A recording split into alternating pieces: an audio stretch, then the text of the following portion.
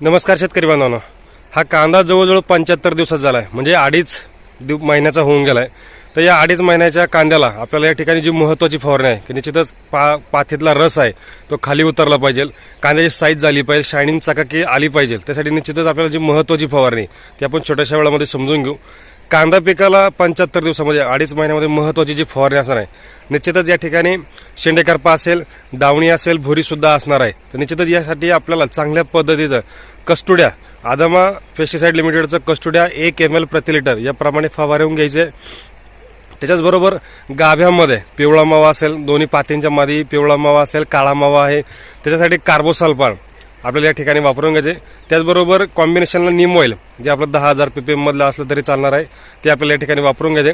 अडीच महिन्याच्या नंतर कांद्याची पातीतला रस असेल तो खाली उतरला पाहिजे, साईज झाली पाहिजे. तर निश्चितच या ठिकाणी गोदरेजचं डबल या ठिकाणी आपल्याला कॉम्बिनेशनमध्ये घ्यायचं.